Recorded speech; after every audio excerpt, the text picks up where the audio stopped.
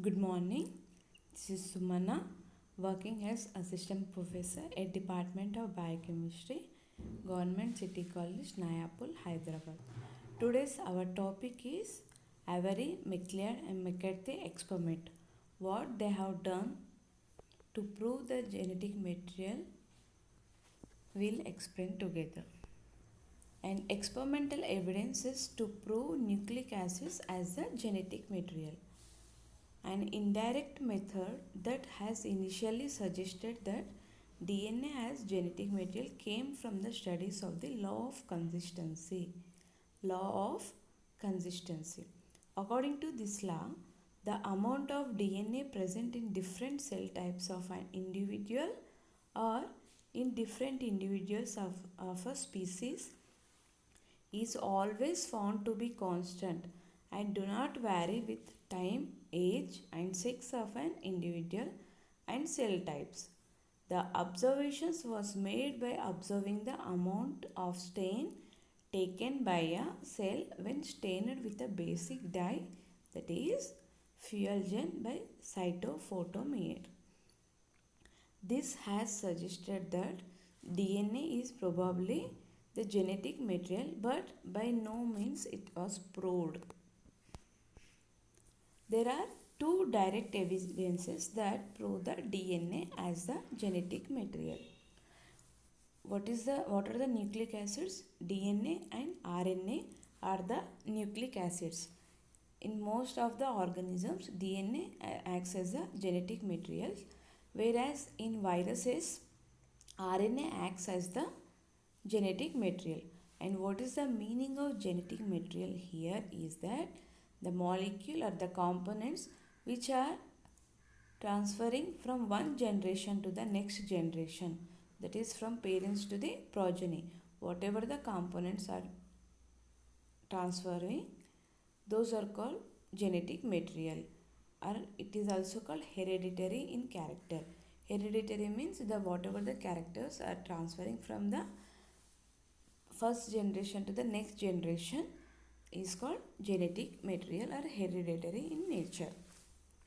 And those two evidences are, first one is transforming principle or Avery's experiment, and the other experiment is Hershey and Chase experiment, which is also called Blender's experiment.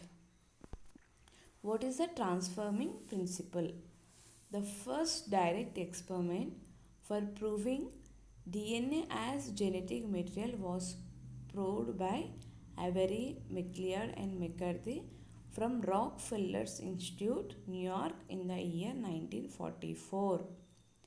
They demonstrated the component responsible for the transformation, that is transforming principle, is DNA. They proved that DNA is the transforming principle. And transformation is a mode of recombination exhibited by several species of bacteria. Whatever the recombination is occurring in the bacteria, which is due to the transforming principle. And actually this transformation was first discovered by Griffith in 1928 in Bacterium Streptococcus pneumoniae. Here if you see this, the same experiment what the Griffith has done in vivo, they did in the in vitro, that is McLeod, McCarthy, Avery. They did the same experiment of Griffith in vitro, that is in test tube or in the lab. And the Avery, McLeod and McCarthy experiment was an experimental demonstration which is reported in the year 1944 by Oswald Avery, Colin McLeod and McLean McCarthy. These are the three scientists who proposed this experiment and proved that the transforming principle is due to the DNA, which can act as a genetic material. The DNA is the substance that causes bacterial transformation in an era when it had been widely believed that it was the proteins that served the function of carrying genetic information. Until the Avery's experiment, the scientists believed that proteins are the hereditary in character and which acts as the genetic material but not the DNA. It was a culmination of the research in the 1930s and early 20th century at the Rockefeller Institute for Medical Research to purify and characterize the transforming principle which is responsible for the transformation phenomena first discovered in the Griffith experiment of 1928. Whatever the experiment Griffith has done in vivo, that is in mice, this Avery and his colleagues done in the lab, that is in vitro. And what is the Griffith experiment here?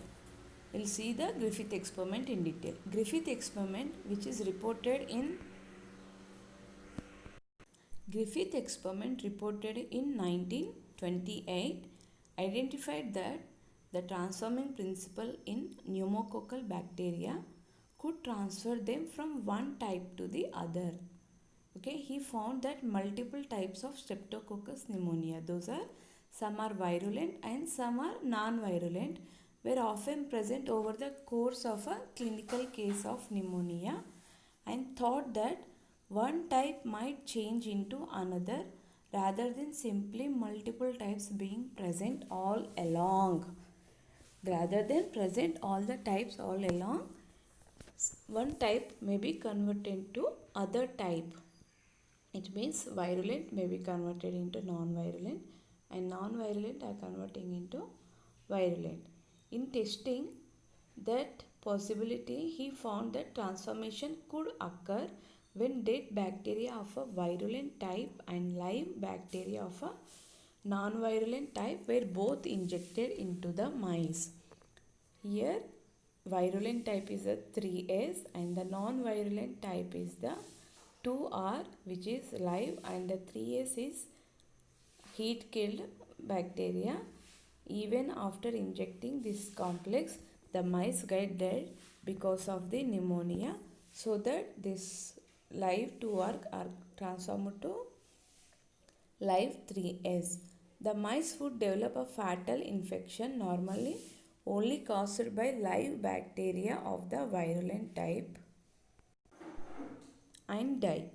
And virulent bacteria could be isolated from such infected mice. In the infected mice, he has not given the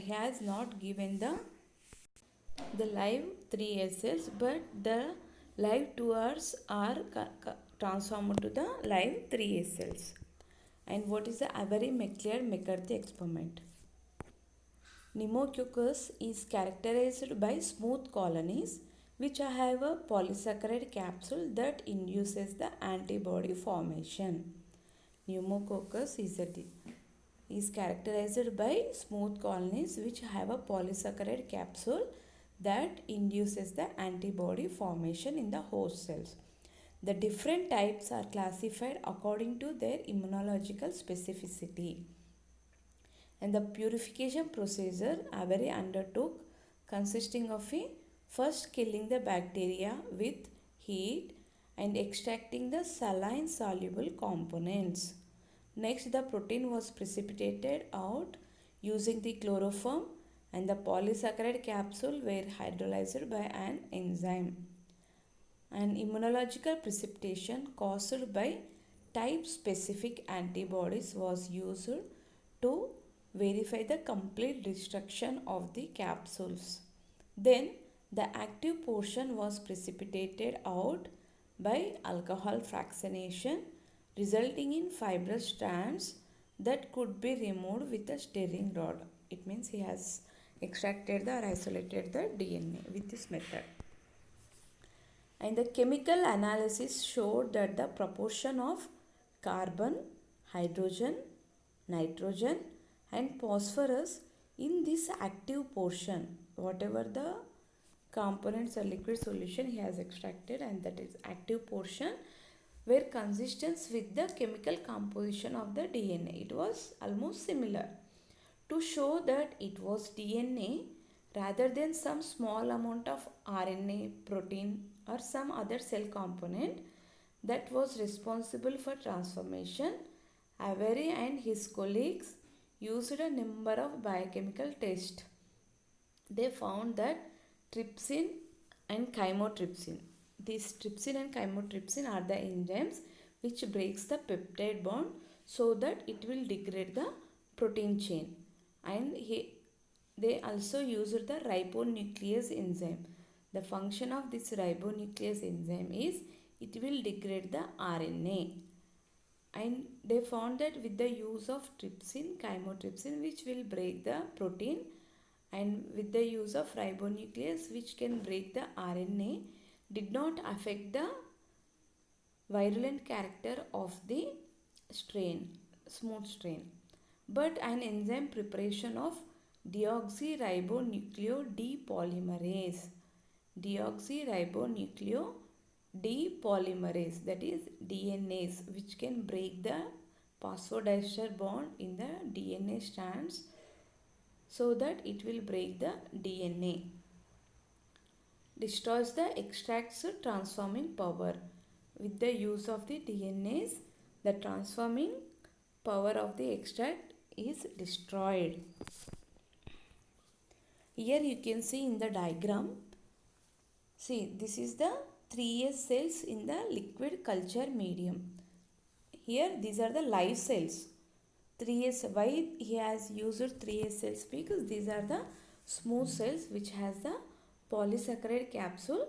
With that polysaccharide capsule, the bacteria will be protected against the immune system of the host so that it can develop the disease in the mice and it can kill the mice because of the pneumonia disease. What he did that he selected the 3S cells in the liquid culture medium and he has centrifuged.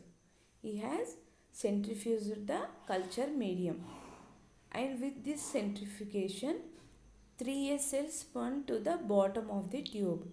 All the 3S cells spun to the bottom of the tube. Then he heat killed the cells. With the apply of the heat or fire, the 3S cells will be killed. And after that, what he did that he homogenized the cells. Homogeneous means he has blended and he recovered the 3S filtrate. 3S filtrate, that is extract carbohydrates, lipids and proteins. Carbohydrates, lipids and proteins. And up from here he is doing the experiment. He see here this is extract of carbohydrate, lipid and protein. He transferred the live 2R cells plus 3S filtrate. This 3S filtrate is nothing but of this one. Okay. Here when he used this solution and transformation occurred in the culture media. And when he extracted the cells from the culture, he found that both 2R cells and also the live 3S cells from the control of the 3S cells. Here active factor is there which is responsible for the transformation. Here you can see after transformation the culture media consisting of both 2R cells, where we have used the live 2R cells, and we have used only the extract of the 3S cells, but here we are finding that live 3S cells also. And in the next step what he used is that this solution he treated with the proteases enzymes. The proteases enzymes are responsible for the breaking of the peptide bond in the proteins so that it will break all the proteins. The action of protease enzyme, the example for proteases are trypsin and chymotrypsin, which will break the polypeptide chain, and he used live 2R cells and protease treated 3S cells. Live 2R cells and protease treated 3s filtrate. Here the transformation occurred. Here transformation occurred, and when he extracted the cells from the culture, he found that both 2R cells and live 3S cells are present in the culture media. With this, the conclusion is that active factor is not a protein, because even with the removal of the protein, the transformation is occurring here. That's why in this with this experiment, he concluded that the active factor is not because of protein. And in the next step, what he did is that he treated this extract with the ribonuclease enzyme. What is the function of ribonuclease enzyme is that it will break the phosphodiester bond and inactivate the RNA. Phosphodiester bond in the RNA chain, and it will inactivate the RNA. And then he assayed for transformation with this ribonuclease treated solution. Even then also the transformation occurred in the culture, and from the culture media he extracted both 2R cells and the live 3S cells. With this he concluded that the active factor is not the RNA, because even after treating the extract with the ribonuclease enzyme, which is causing the degradation of the RNA, then also the transformation is occurring. It means not the protein, not the RNA are the transforming principle. Next, in the other step, he treated with the deoxyribonuclease enzyme. Deoxyribonuclease enzyme, or else DNase, which will break the phosphodiester bond in the strands of DNA, so that it will degrade or deactivate the DNA. Here he used the live 2R cells and the DNase treated 3S filtrate. DNase treated 3S filtrate, and here no transformation has occurred. No transformation has occurred. And when he extracted the cells from the culture, he found that only the live 2R cells but not the live 3S cells. With this, he concluded that the active factor is DNA but not the RNA or protein. Why? Because with the use of proteases and ribonucleases, which will degrade the proteins and RNA, he found that the transformation has occurred, and he extracted the live 3S cells from those enzymes treated solution. But when he used the DNase enzyme, which can break the DNA, he didn't found that transformation has occurred, and there are no live 3S cells also. Only live 2R cells were found in the solution. With this experiment, by using different examples, he concluded that DNA is a transforming principle. And as the transformation ability was affected when DNA from heat killed 3H strain is selectively degraded by DNase, indicates that DNA is a transforming principle. With this experiment, he concluded that DNA is the transforming principle, hence DNA should be the genetic material of the organism. DNA should be the genetic material of the organism. But the results of the Avery, McLeod and McCarthy experiment, published in 1944, suggested that DNA was the genetic material, but there was still some hesitation within the genetic scientific general scientific community to accept this, to accept the Avery's and his colleagues experiment. This set the stage for the Hershey and Chase experiment, because Avery, McLeod, McCarthy experiment was not accepted by the all scientific community, so that it staged the Hershey and Chase experiment, which is also called Blender's experiment. In this way, he has proved that the transforming principle is the DNA but not the protein or RNA. And thank you to all.